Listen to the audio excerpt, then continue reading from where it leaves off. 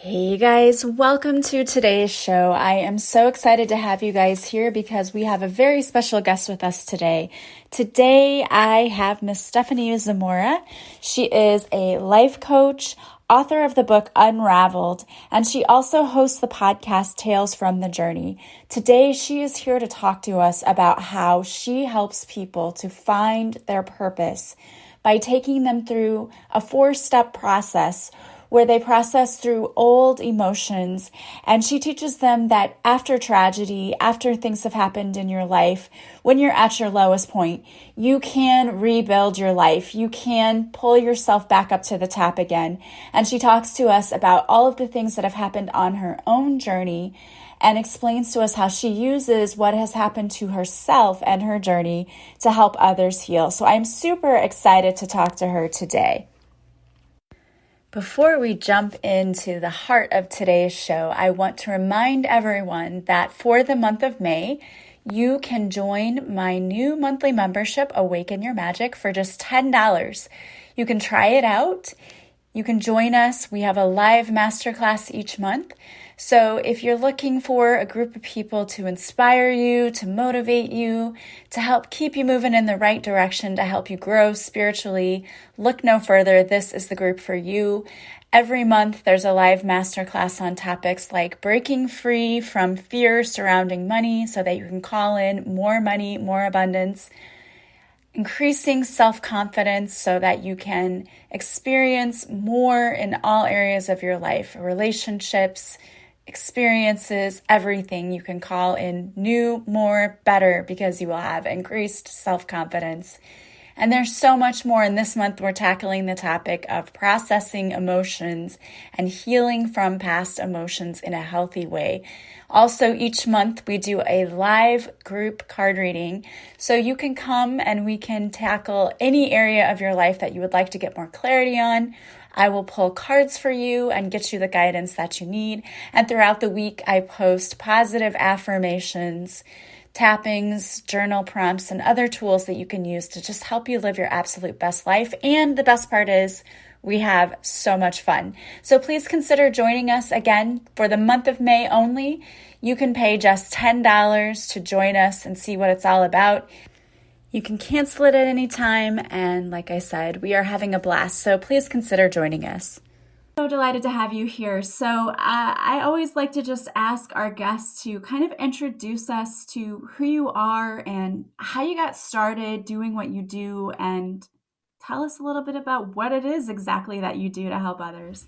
Yeah, absolutely. Thank you. So, my journey has been very organic and my work has followed kind of everything I've been through in life. I talk a lot about life shaping us, and life has certainly shaped me. My background was actually in graphic design. And when I first started my work in the world, my business, I was a designer, but went through a quarter life crisis and started questioning at a very young age, is this all there is to life? Is this really who I'm here to be? Which more power to people who are here to be designers if that's your calling, but for me it always felt like a tool to do something more in the world. And so I just went on this deep personal growth journey. I discovered the world of coaches and programs and personal development, and really started writing about the quarter life crisis and finding our passion and who we're really here to be. And that just built my personal development business very organically. And as people started uncovering their passions through our work together, they wanted to start businesses. And I had done that a few times. And so I started business coaching, and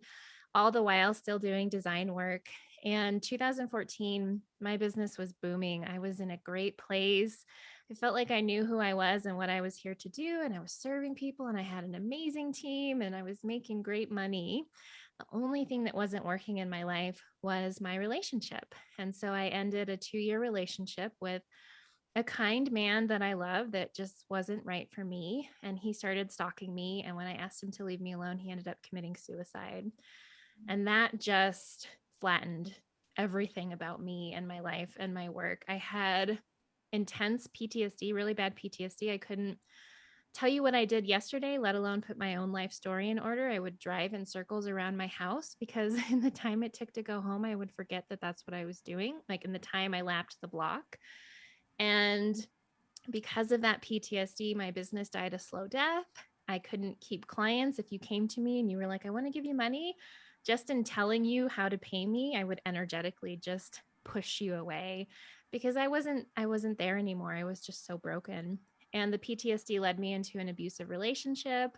And all of that combined caused really intense, severe health issues. I had bad panic attacks and anxiety, which I had never had before. I had really bad back and hip pain from the trauma and the abuse, and adrenal fatigue. And then I developed dysphagia, which is where you actually stop swallowing. So for 9 days, I couldn't swallow even my own saliva.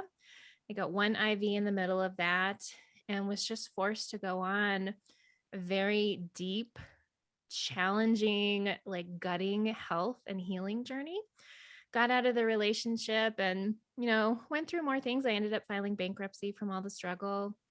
But in doing the deeper healing work, I really started to understand, what does it actually take to rise up and come back? I really, before going through all this myself, believed that the fall was the hard part, like hitting rock bottom is the hard part, losing everything, cracking open. And that stuff is really hard. But the really hard part is making the choice to rise up and come back. And it's this moment to moment, day to day choice to rise, which is really painful and disorienting. But went through that process myself and rebuilt my business and published a book about everything I'd been through and developed a whole new brand and body of work and conversation and podcast and program all around this idea of journey mapping and really rising up and coming back. And yeah, so journey mapping was born from that. It's a program that I run now. And like I said, I wrote my book and we have the podcast, but it's really anchored in some of the concepts from The Hero's Journey by Joseph Campbell, which for anyone listening who doesn't know, The Hero's Journey is a narrative pattern that you can find at the heart of every myth, every movie, every book, every story. And it consists of 3 main acts and 12 different stages. And when I realized that I was writing my book, my memoir, I started actually studying the hero's journey to get a sense of, well, how do I actually tell a story? Before writing that book, I had only written social media posts and blog posts, which are very different than a book, let alone a memoir. Yes. And in studying the hero's journey while doing my own healing, I realized, wow, this is a really powerful personal development tool. It really helped me see where I was at in this journey for myself and create a map for myself and figure out, well, if this is where I am and this is everything I've been through and this is where I'm trying to go, what do I need to focus on next? And my work, journey mapping, is not the same as the hero's journey. It definitely incorporates aspects of it, but it also brings in everything else that I've learned about healing and growth, and really, really is process oriented because these journeys we go on are very unique. I'm sure you've had plenty of rock bottom moments, and everyone has, to different degrees and intensities and from different things that just leave us feeling turned upside down inside our own life. And the process is really meant to allow anyone to create that map for themselves to figure out, who am I meant to become in the aftermath of this? And how has this shaped me and my purpose in the world? Wow. Well, first of all, you have been through a lot, and that's amazing. But I always feel like people who have to go through the most are here for that reason, to teach others and to be a light for others and show them, it doesn't have to always be this dark place, that you can find your way out of it, even if it is a difficult thing, which I've been through. Yes, the dark night of the soul, all of that, and have had to do the same thing. And also have had to deal with suicide. So I understand the guilt there too.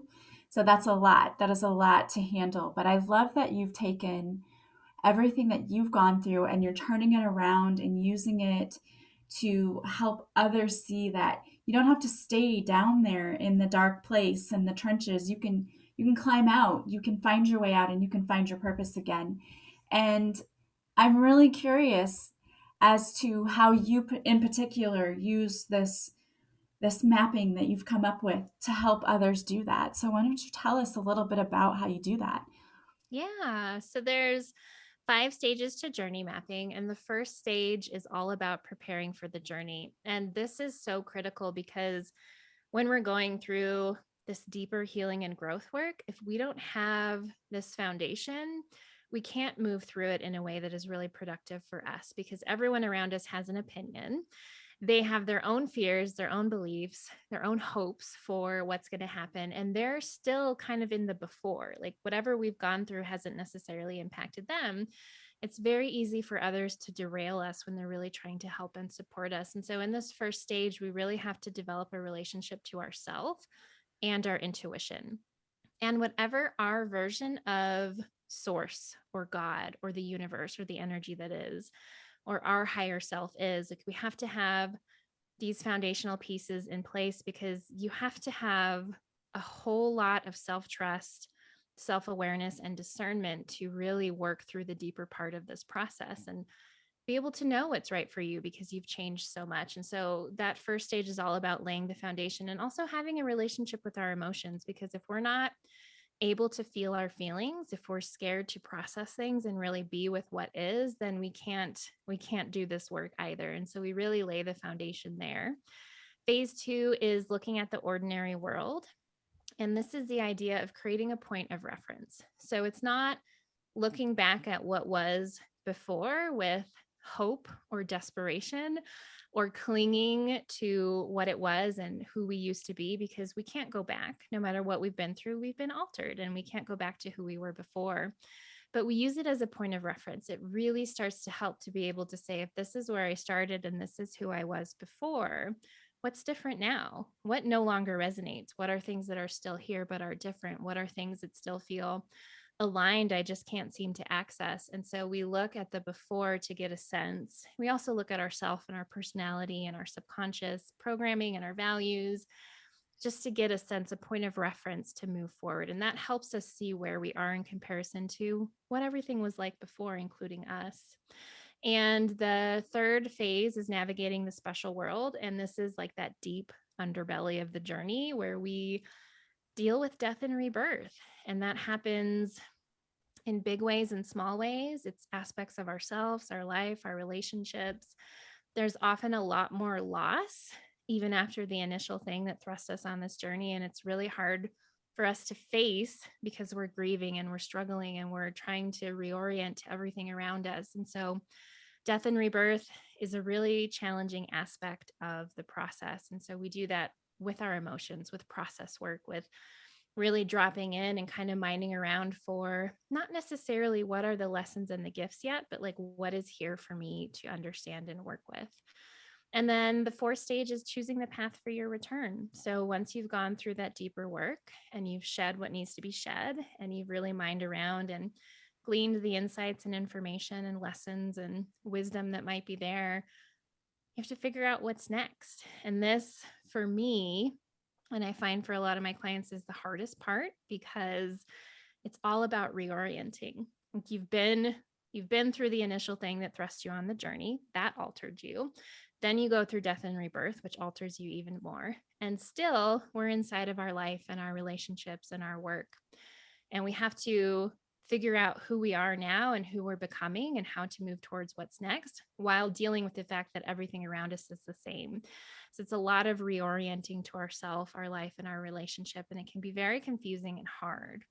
And the final phase is stepping into what comes next. And that's where we really take our double-edged sword as humans, is that we have this ability to make meaning. And we often use it in a way that isn't really advantageous to us. We create meaning and interpretation based on past experiences, and we limit ourselves. And so this is all about really choosing what meaning we want to assign to the things that we've been through and how they've shaped us and what we're going to do with it. And for some of us, that's writing books and doing big work in the world and helping others heal. And for others, it's just what's different in my family life and my relationships. And neither is better or more important. It's just what is that for you, and who are you here to be now? Yeah, I love that. And, you know, the thing is, not everybody has to be something great and do something great to shift the world, because in my personal opinion, when you work on yourself and when you do that healing work, you're changing the world just because you're making yourself Yeah. better. And I think that it shifts those around you too. I mean, that's what I always see. I found it in my own journey, and I find it with my clients too, that when you start doing the deep diving emotional work, people around you start to take notice, like, what are you doing? Like, what's different about you? And then they want to know, like, well, how can I get there too? So I think it doesn't take like a huge shift in you going out there and writing a book. It can simply be you choosing to be different tomorrow than you were today. Yeah, absolutely. And our purpose, like purpose is my purpose, and I love talking about it. Our purpose is simply to show up and be who we're here to be and do whatever we feel called to do, contributing in the way that only we can.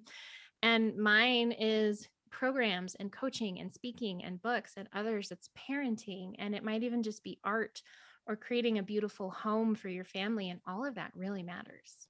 Yeah, absolutely. Everything is so super important. You never realize how much of a difference you make on others' lives until, unfortunately, I was thinking about that. People will come forward if it's your birthday, and on Facebook, they'll say it's your birthday, and people come forward and they're like, oh, happy birthday, and oh, you made such a difference. And on that day, everyone will tell you, and you realize what you mean to other people. It's a shame that we don't get that every single day to realize the difference in the impact that you make on everyone. And I always tell people it can be extremely small. You might be the only person who smiles at this particular client that you see every day. And they may notice you for that reason and go and think, boy, I'm so happy that I get to go and work with this person because she smiles at me every day and it makes me feel good. And you don't even realize the impact that that makes on someone. Totally. And you bring up such an important point that I think is critical for anyone who's creating something or an entrepreneur, like anyone who's putting something out into the world.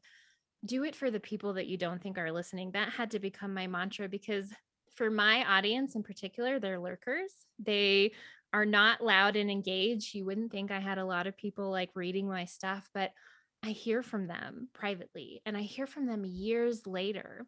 And so it's like you have no idea who you're impacting. And it's easy for us this day and age with social media and the numbers and all these things to be like, oh, I'm not making enough of a difference and no one cares. And it's like, there is somebody lurking and consuming your work, and even just watching you lead by example, that you're having an impact for. And just trust in that, because we always have an impact on other people. And some of the most influential people in my life have been that influence simply by their energy, simply by how they show up and carry themselves through the world. Or, like you said, that smile they gave me on just the right day, that care, that little extra bit of care. And it just, all of it really matters. Yeah, it's so important. And I think that we need to try to look past, as you said before, the likes and the comments that people leave, because that's really the ego part of us, which is natural. We have been programmed to look for those likes and to want the Yeah. likes. And it's addictive to come back and look at it. But it's really not about that. It's about being authentic and putting yourself out there, because what I have found is the more real and authentic you are and the more you're living your truth, the more people connect to that. Yeah. And it's, I've been learning truth is something that has been such a lesson for me in this lifetime. When I had the dysphagia and I stopped swallowing, it was a physical manifestation of the fact that I had been swallowing my truth for so long, whether that was swallowing the abuse and not speaking about it or speaking up, or just any time that I wasn't living true to myself. And I had to learn to be brutally honest. And having been a people pleaser and a personality type and person with a subconscious strategy of like, in order to stay safe, I will be exactly what you want and need from me, it felt so jarring and even mean to be as honest as I started being. And now I am, people in my life would say I'm brutally honest, but I feel like I'm far more loving than I've ever been, because the truth is so freeing. And maybe it's painful and maybe it stings and maybe there's loss that comes with it, but it's so honoring of ourselves and other people to just speak and live our truth like every moment. I love that example that you gave, because I just did a podcast episode yesterday or a couple of days ago about how when we don't process our emotions and we don't speak our truth and stand fully in our power, it manifests as physical symptoms. So the fact that you developed this disorder where you couldn't swallow and that you realize that it had absolutely everything to do with not speaking your truth. I mean, that just is proof of that. And I will forever believe that a lot of our physical illnesses are tied to emotional problems Yes, and emotional bases. absolutely. Anything that we don't feel fully and process out, it gets stored in the body. And I wrote about this in my book. I called it my honey badger phase. Have you seen the honey badger video? Yes. Oh my gosh, it's so It's funny. hilarious. I had to go through this stage where I couldn't give a hoot about anyone else's wants or needs. I physically couldn't do it. It was a matter of life or death, because anytime I didn't honor my truth, anytime I stayed at a restaurant or an event or a dining room table for longer than I wanted to be there, anytime I didn't honor and speak my truth in the moment, my throat would close up again. And when you don't eat or drink and can't swallow your saliva for 9 days, that is enough of a lesson to be like, I nope, I'm not even going to cannot play with this. Yeah, I cannot even imagine that. And for those of you who don't know the honey badger video, go look it up. It's hilarious, but it's all talking about how honey badger don't care. And it's not giving a care basically, but go look it up. You'll get a good laugh. But that is so true. That's how you have to be. And it's hard because you talk about being a people pleaser. That's most of the people out there listening in my audience right now. We were all born and raised purebred people pleasers because we had to be, usually we were the ones in the middle trying to keep the peace. And that Yeah. was our role. And we had these roles in our families, usually toxic families. And we, like you said, learned that we had to make others happy in order to stay safe where we were.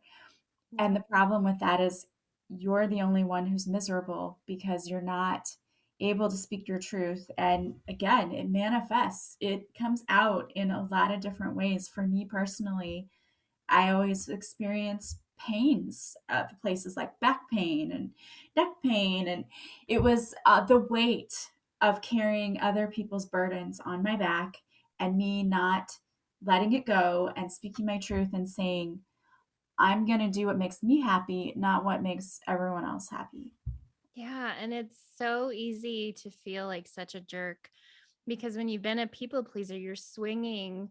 You're probably not even swinging to the other side of the pendulum. You're probably somewhere in the healthy middle, if Yeah. even there, but it feels so jarring and so cruel. And I've really had to learn it's the most loving thing you can do. And we matter too. Our truth matters too. And there's so much codependence and roles in all kinds of relationships that are like, well, I will behave in these ways so that you're comfortable, and in exchange, like, and it's just when you really start to see it, you start to see that this isn't love at all. And it doesn't mean that we don't love each other, but we're not being loving to each other, and certainly not ourselves. Yeah. And it's not even healthy for the other person that you think you're helping because you're being so accommodating to, because really you're stunting their growth as well, because they have to learn to step on their own 2 feet and do things for themselves and not depend on someone else for their happiness, which is what is happening. It's like you're feeding this person everything you think they want so that they will be happy. But in reality, they have to learn to find that happiness from themselves. And so it just triggers this cycle of codependency and toxicity for both people. And neither one is really very happy, even if the other one says, like, oh no, but I was so happy with you. They're not. No. It's comfortability is what it is because they're getting all of their needs met first. And who wouldn't love that? But it's also boring for them as well. So there's a Yeah, whole lot of layers of things going on when you have that kind of relationship. absolutely. Yeah, I feel like so much of my work with clients, with family, with friends has become helping people understand who they are. Like, what is your personality type? What is your core wounding? What is your greatest fear? And all the strategies that you implement unconsciously to like win and survive in the world, and how to just know yourself and love yourself for exactly who you are, and then honor that. And it's because I didn't have that either. It took me a long time to really learn it for myself. It took a lot of mentors. It took a lot of learning and peeling away at layers and healing and processing. And it's missing. And I get really ranty and passionate about the idea of systems. Like, we are all these beautifully unique individuals. And yes, there are certain buckets of personality types and core wounds and things that we might have in common. But even if you and I were the same personality type, you're a different version of it because you're a different you who's gone through a different life and different experiences and has different values and a cultural background. And we're all born into systems. This world is made up of systems. We're born into a family system that much of the culture and tradition of that family is actually rooted in trauma and unresolved grief and all these things that were never dealt with and coping mechanisms. And we have to play our role within that family. And the family holds certain beliefs and they never account for, oh, well, you're this type of person and this wouldn't work for you. So let's figure out what does. And then we shove our kids into the education system, which is designed to make us all the same. And it's like, by the time we get out into the world, we have no idea who we are, let alone that it's okay if we're different. It's actually needed. Yeah, so much of this world is about unlearning everything that you learned as you were growing up.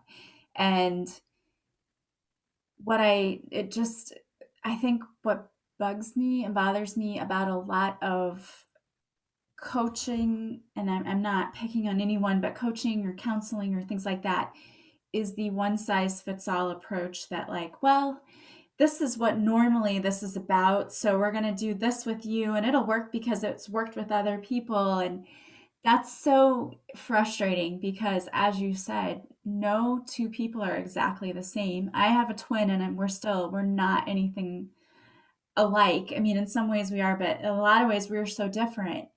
And you cannot have a one size fits all approach and expect to find your deepest healing and learning because you're not going to get there. You're never going to get there if you do that. No, it's so true. I get frustrated by that as well. And some of the smartest, most brilliant, most knowledgeable and experienced people hurt me the most in my healing because they had all this knowledge and expertise through their lens and their experience that didn't account for who I was and what I was going through and what I needed. And it was so damaging. And so I'm very passionate about everything in my work is process oriented. And if you work with anyone, it should be process oriented, which means they facilitate a process that you go through based on your needs. If they're taking you through a blueprint, if they're taking you through the one size fits all, like you said, it's not going to help you and it's probably going to damage you further in the process. And it's like, it has to be a container that takes you into consideration, and it has to be a container and a person that teaches you how to trust yourself first, because maybe I'm super hyper vigilant and intuitive and tuned in because of my trauma and my experience, and I can read you really well. But that doesn't mean that I know everything. Even the most intuitive people, even people who know you best, can't always know what's right for you. You are the only person that can discern that. And that's why everything in our work is built on, like, who are you?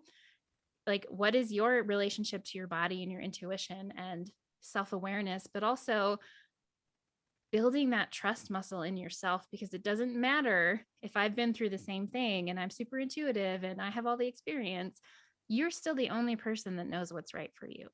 Yeah, and you're teaching them and equipping them to go out and do this on their own. So you're not going to be in their pocket forever and able to walk around with them. So they have to learn how to listen and hear their intuition and trust it. Absolutely. And I find that that is probably one of the biggest issues that a lot of people have is they either number one think they don't have intuition.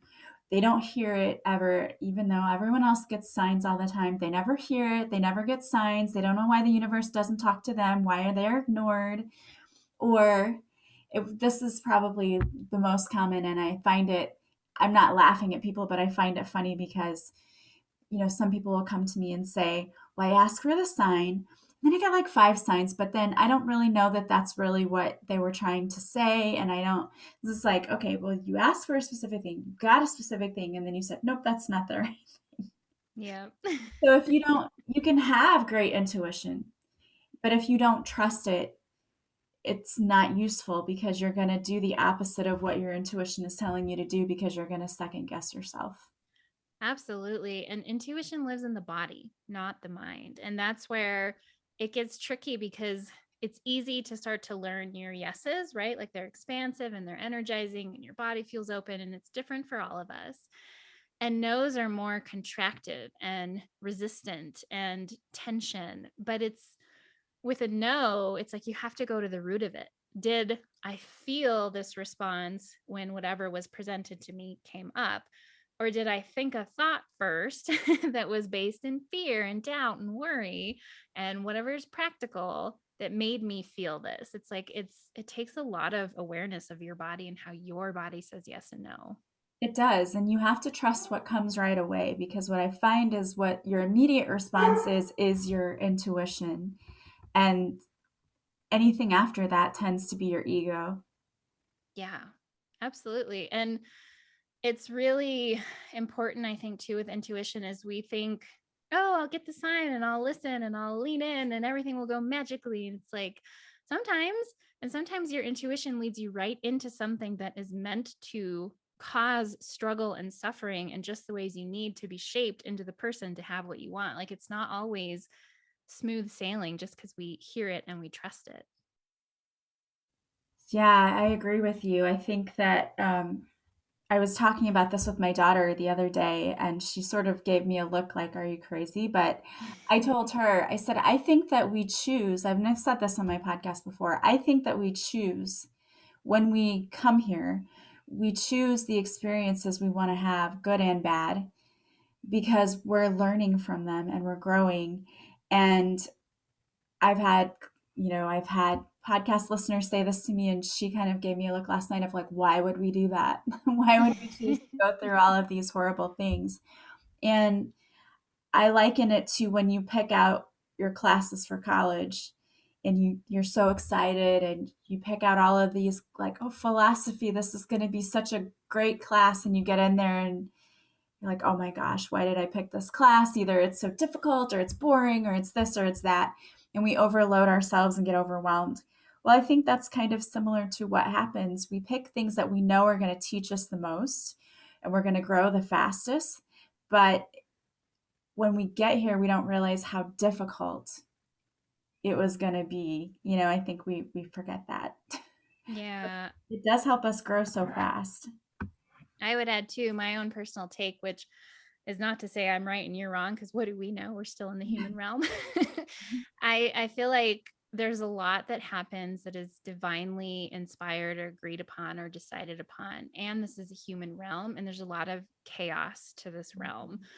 And so my whole thing has always been, especially with the suicide loss, like on one hand, people are like, you guys agreed to this before you came into this life. And other people are just like, life is hard and that's all that happened. And my whole thing is, I don't know.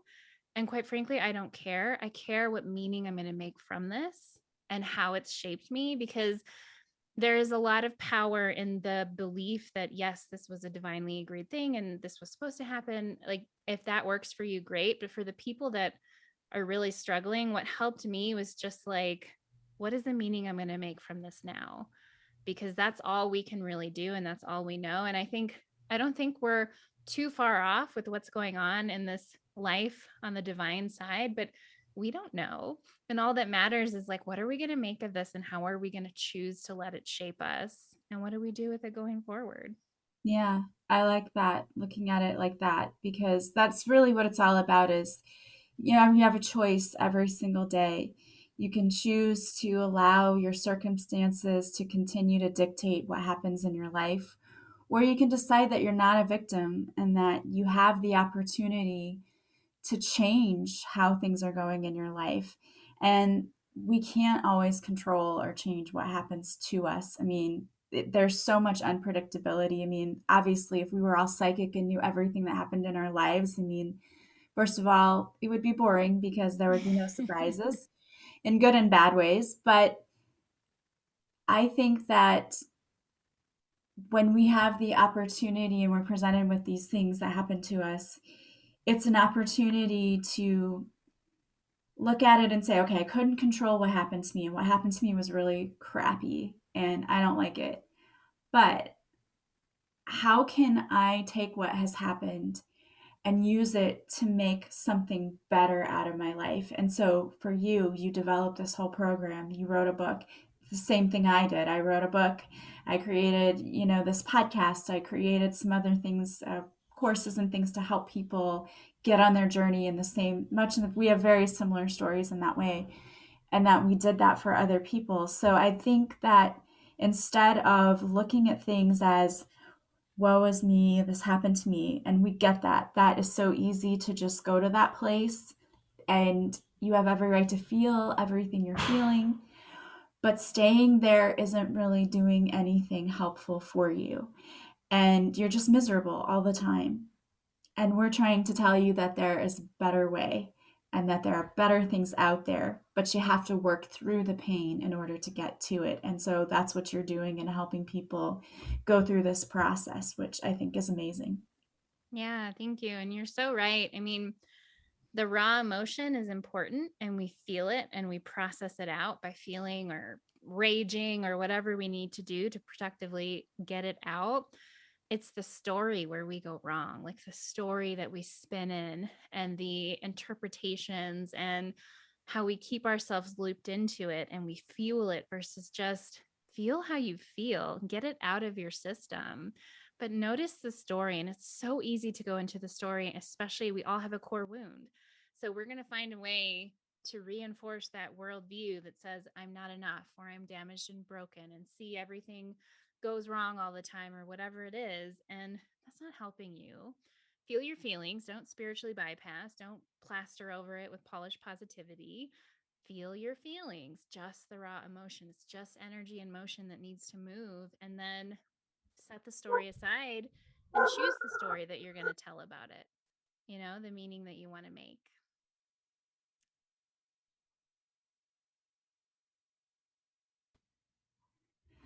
Yeah, that's definitely some good points there.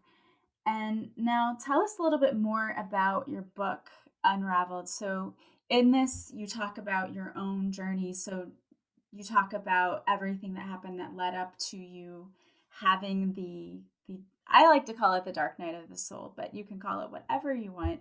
To break through whatever you decided that you were not in the right career, not in the right relationship, all of those things.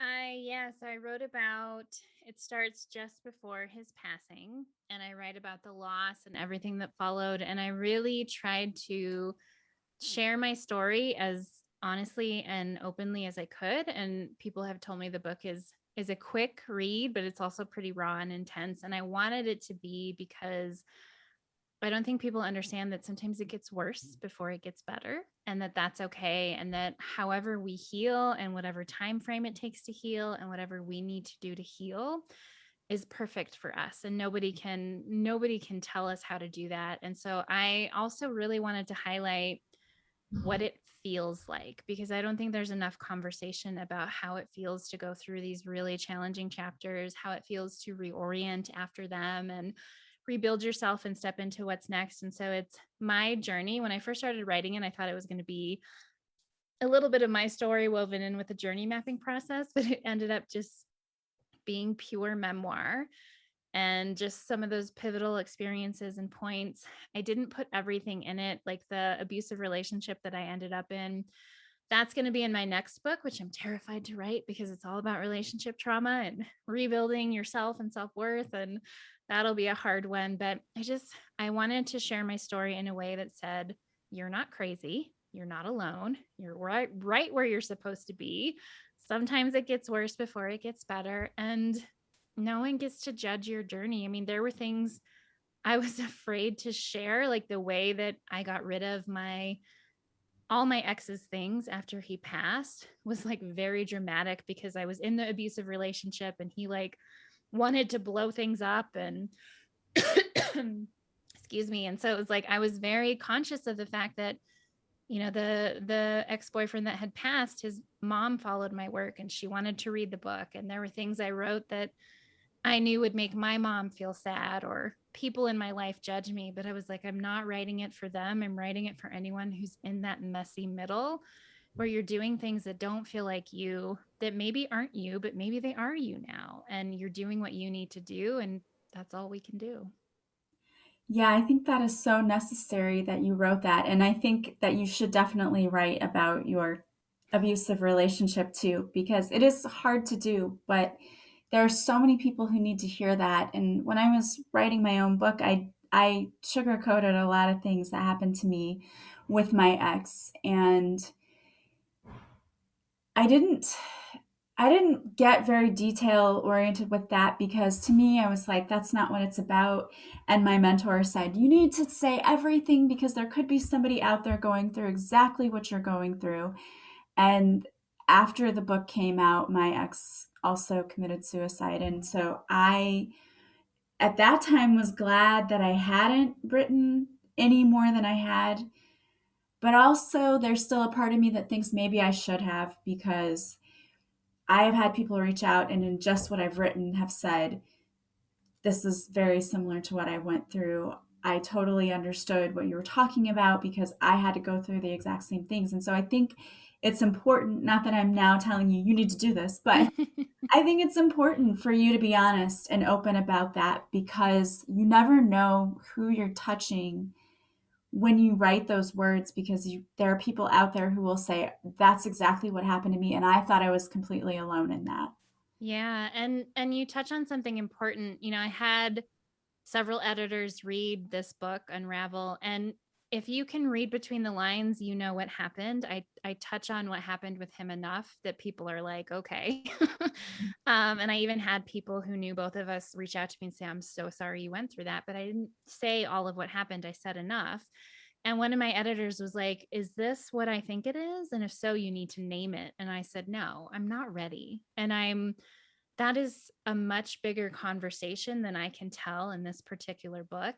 And something for me and for anyone in your audience that is a writer or an entrepreneur or someone sharing themselves, you have to be able to do it cleanly.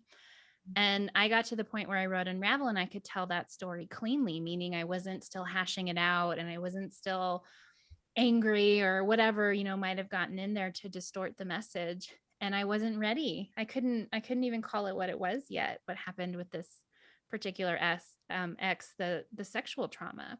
And for the next book, I'll be ready because I've done a lot of healing work and it will fit in the story of that book. And so it's like, yes, I totally agree.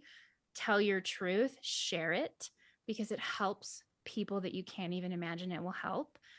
And you can't do that till you're ready. And you can't do that well until you can do it cleanly. Yeah. I think part of the process as you're writing, if you can write it and you no longer feel the anger, the all of the feelings that it brings up, you know that you're healing and that you're coming from a good place. But you're right, when you write it and you're still in the emotions and it's still raw, it's going to come off more like a scathing criticism of the other person instead of what you're trying to do, which is to point out that you can heal from what you're going through and telling it Yeah. as a you're not alone kind of a story. Yeah. I do that with my social media. I write, and I started doing this after my ex's passing. I started writing in real time, but I've always practiced like, who am I writing to someone right now? Am I mad at someone? Am I, or is this clean? Is this about the message and the experience? And just having that check, I think is really helpful. Yeah, absolutely. And it's so helpful to others that you can be vulnerable and share your story. So it's a very brave thing to do. Not everyone is able to do that, and that's okay because it is very, very much a courageous thing to have to put your story out there because people do judge. They will judge you, Yep. and you have to have the honey badger attitude of, well, that's fine. It's fine if they read my book and they judge me or they don't like me. Not everyone's going to like you.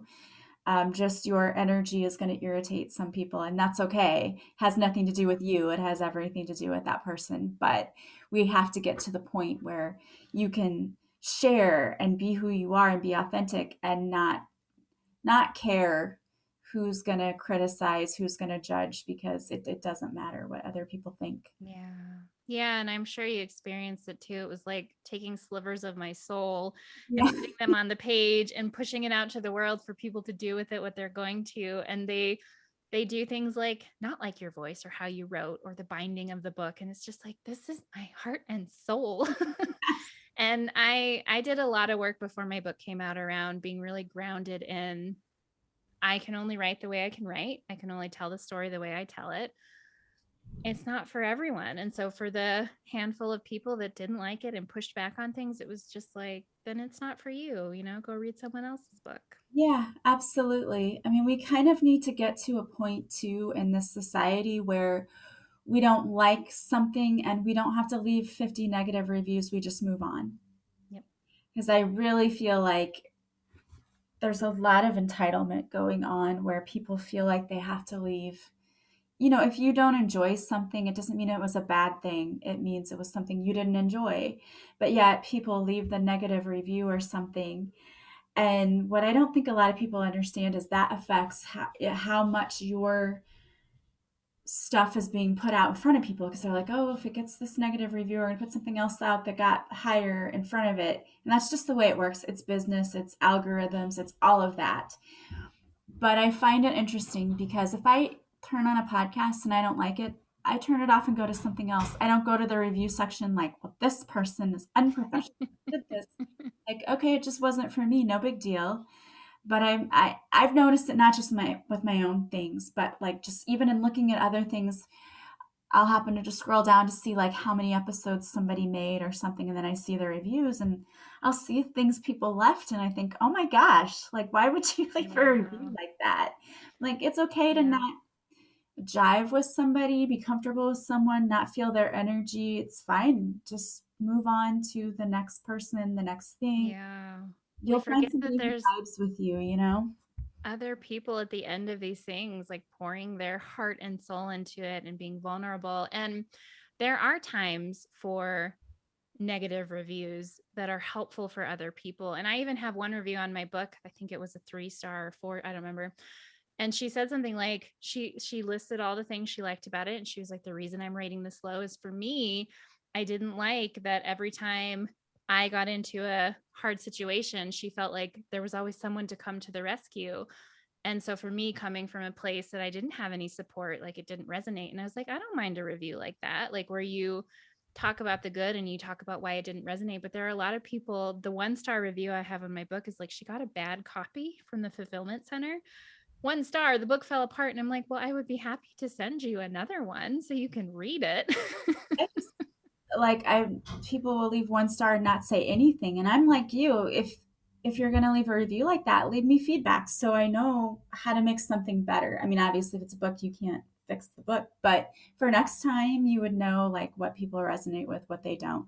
But the point of all of this was that you're not going to resonate with everyone, and so be like the honey badger. Just be authentically you and don't care what other people think about you or say about you, because in the end, it doesn't matter anyway. Yeah. You're speaking your truth. You'll find your purpose when you live authentically. It always happens that Yep. way.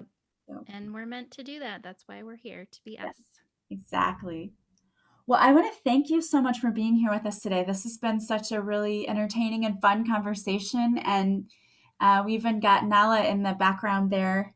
He got excited too. So I want to thank you for sharing with us. And if people want to get your book or they want to work with you, what's the best way for them to do that? Yeah, you can find me at stepheniezamora.com. I spell my name Stephenie, Zamora.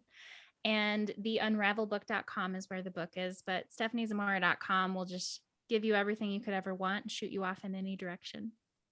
Awesome. And I will put a link to her website in the show notes too. So if you guys are driving, you don't have to worry about writing any of this down. You can just go to it later and click on it. It'll take you directly there. So if you had any particular words of wisdom for someone who's listening at home who is in that place where they just feel like, I don't know how I'm going to make it through tomorrow. Is this all there is? There has to be more to life than just the way I'm living.